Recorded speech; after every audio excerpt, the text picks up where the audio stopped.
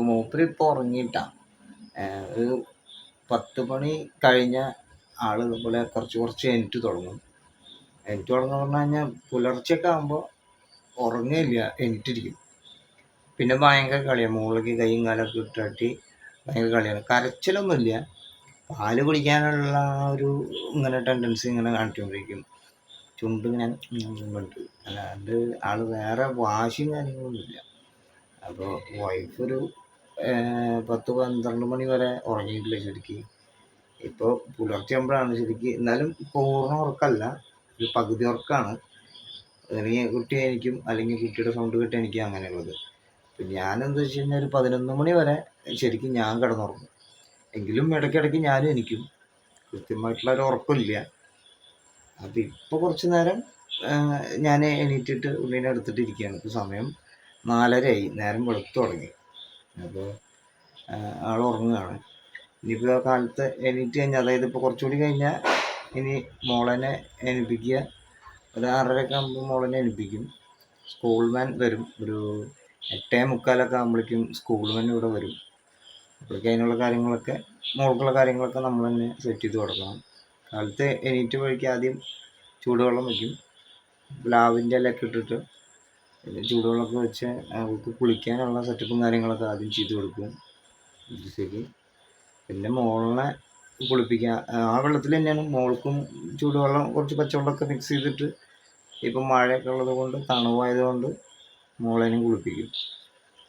പിന്നെ അപ്പോഴേക്കും മറ്റുള്ള കാര്യങ്ങൾ, ബ്രഷ് ചെയ്യലും ബാത്റൂം പോക്കും കാര്യങ്ങളൊക്കെ കഴിച്ച് കുട്ടീനെ യൂണിഫോമൊക്കെ മാറ്റി ദൃശ്യ തന്നെ കൊടുക്കും. കുളിയൊക്കെ കഴിഞ്ഞ് സെറ്റപ്പ് ആക്കി അപ്പോഴേക്കും ഒരു 8:45 ആകുമ്പോഴേക്കും വാൻ വരും. അപ്പോഴേക്കും നമ്മൾ ആ അടുപ്പിൽ തന്നെ വേഗം ചോറൊക്കെ വെച്ച് സെറ്റ് ചെയ്ത് വയ്ക്കും. അപ്പോഴേക്കും പിന്നെ നമ്മുടെ മാമൻ, അമ്മായി, മകൻ ജോലിക്ക് പോണ കാരണം, ശ്രീകുട്ടൻ ജോലിക്ക് പോണ കാരണം കറിയും കാര്യങ്ങളൊക്കെ കൊണ്ടുവന്ന് നമുക്കപ്പോഴേക്കും ഭക്ഷണം കഴിക്കാനുള്ള ഒരു കാര്യങ്ങളൊക്കെ അപ്പോഴേക്കും തയ്യാറാവും എന്നുള്ളതാണ്. എങ്കിലും കൂടിയിട്ട് വാശിയൊന്നുമില്ല.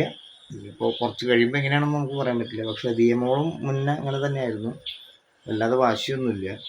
എനിക്ക് തോന്നുന്നു ഒരു 2 വട്ടം പറ്റിയാണ് ഇതേപോലെ ഉറക്കത്തിന് എണിച്ച് പുലർച്ചയാകുമ്പോൾ ഒരു കരച്ചിലൊക്കെ ഉണ്ടായിരുന്നത്. എങ്കിലത് പാല് കൊടുത്തു കഴിഞ്ഞാൽ ദിയ അങ്ങനെ കരയുണ്ടായിരുന്നില്ല എന്നുള്ളതാണ്. മൂപ്പരിപ്പോൾ കുഴപ്പമൊന്നുമില്ല, അലമ്പൊന്നുമില്ല.